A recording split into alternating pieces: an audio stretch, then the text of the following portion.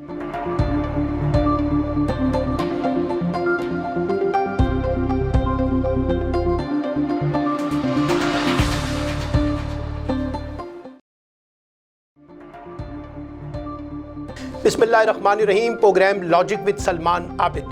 पाकिस्तान के सियासी मंजरनामे में इस वक्त एक बुनियादी नोयत का सवाल सियासी पंडितों में ज़ेरे बहस है कि इंतखाबात हो सकेंगे या नहीं। एक बड़ा तबके का ख्याल है कि इंतखाबात नहीं होंगे और कोई भी जवाज़ बनाकर इंतखाबात के अंदर ना सिर्फ ताख़ीरी हरबे इख्तियार किए जाएंगे बल्कि इलेक्शन को पोस्टपोन कर दिया जाएगा।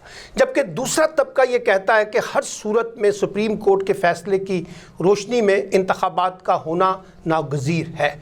लेकिन अगर हम हुक्मरान इत्तेहाद को देखें तो इस वक्त सारा का सारी हुकूमत जो है वो इंतखाबात से फ़रार का रास्ता इख्तियार करना चाहती है। रोज़ाना प्रेस कॉन्फ्रेंसेस और टीवी टॉक शो में ये जवाज़ बताने की कोशिश की जा रही है कि मुल्क के हालात साज़गार नहीं हैं और इलेक्शन जो है वो ज़्यादा बड़ी तकसीम पैदा कर देंगे।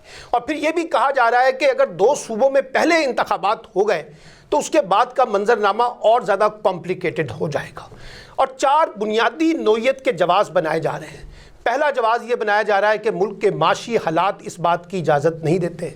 दूसरी जवाज़ ये बनाया जा रहा है कि जनाब इस वक्त नई मरदमशुमारी के बगैर इलेक्शन नहीं हो सकते। तीसरा ये बनाया जा रहा है कि मुल्क की सिक्योरिटी के हालात दुरुस्त नहीं है। और चौथा ये बनाया जा रहा है कि जो हमारी आला क़यादत है जिसमें इमरान खान हैं, मरीम नवाज़ हैं, शहबाज शरीफ हैं, फजलुर रहमान हैं, बिलावल भुट्टो हैं, उनकी जानों को ख़तरा है और दहशतगर्द उनको निशाना बनाया जा सकता है। लेकिन इन सब सवालों के पीछे एक सवाल है जो छुपा हुआ है और वो सवाल है सियासी नोयत का, क्योंकि हुकूमत को इंतखाबात इस वक्त बिल्कुल सूट नहीं करते। बल्कि अगर आप मुझसे पूछें तो एक सियासी खुदकुशी होगी हुक्मरान इत्तेहाद के लिए इस मौके पे खैबर पख्तूनख्वा और पंजाब के इंतखाबात के हवाले से। और अगर इंतखाबात होते हैं और उनको शिकस्त का सामना करना पड़ता है और PTI वहाँ जीत जाती है तो उसके बाद फिर आम इंतखाबात की क्या हैसियत रह जाती है। यही वजह है कि इस वक्त हुकूमत सर जोड़ के बैठी हुई है और कोई ना कोई रास्ता निकालने की कोशिश कर रही है कि इंतखाबात को कैसे पोस्टपोन किया जाए।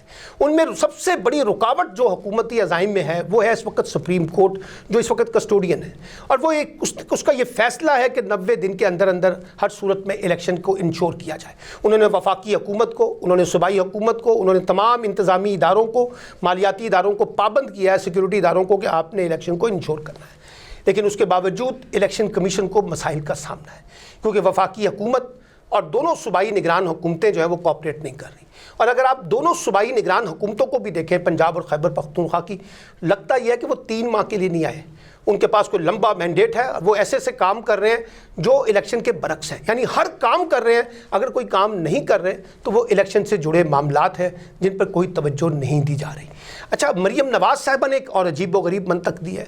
वो कहती हैं कि पहले एहतसाब होगा फिर इंतखाब होगा। ये वही नारा है जो जनरल ज़ियाउल हक ने दिया था, पहले एहतसाब फिर इंतखाब। लगता है कि मरीम के अंदर वो रूह आ गई है जनरल ज़ियाउल हक की जो उनको तंग करती है और उनको पता है कि इलेक्शन नहीं होने चाहिए, अगर होंगे तो हमें फ़ायदा नहीं होगा, नुकसान होगा। फिर दूसरा वो लेवल प्लेइंग फील्ड कह रही हैं। अब लेवल प्लेइंग फील्ड से मुराद ये है कि नवाज़ शरीफ साहब को लाया जाए, उनके खिलाफ तमाम मुकदमे ख़त्म कर दिए जाएँ, इमरान खान को गिरफ़्तार कर लिया जाए, इमरान खान को नाअहल कर लिया जाए, इमरान खान की ज़बान बंदी कर दी जाए, इमरान खान के हाथ और पैर बांध दिए जाएँ, इमरान खान को इंतखाबी मुहिम चलाने की इजाज़त नहीं होगी।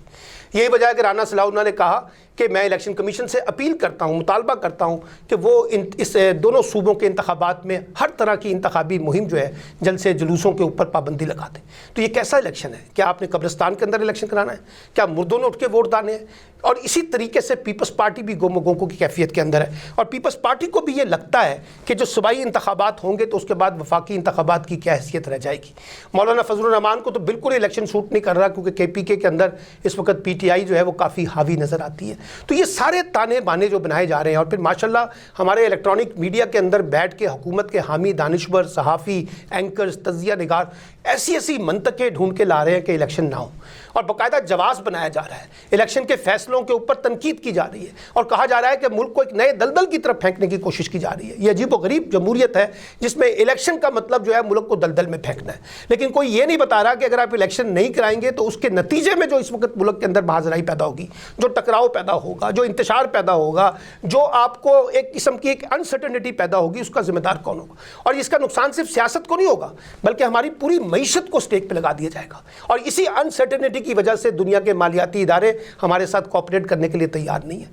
آپ نے دیکھا IMF کے ساتھ ابھی تک ریٹرن معاہدہ نہیں ہو سکا، اور حکومت کو یہ لگتا ہے کہ اس وقت ملک کی معاشی صورتحال بڑی بری ہے، مہنگائی بہت بری ہے، معاشی بدحالی بہت بری ہے، لوگ بڑے سیخ پائے ہیں، تو ایسے میں ہمیں کون ووٹ دے گا؟ تو اس کا مطلب ہے کہ کانسٹیٹیوشن کو پٹری سے اتارا جائے، اور جب آپ کانسٹیٹیوشن کو پٹری سے اتاریں گے تو آپ کو عدالتوں سے اس کا جواز لینا ہے، عدالتوں کو بھی آپ نظریہ ضرورت کے تحت استعمال کرنا چاہتے ہیں۔ اب جب عدالتیں آپ کا ساتھ نہیں دے رہی تو عدلیہ مخالف مہم آپ کو عروج پہ نظر آتی ہے۔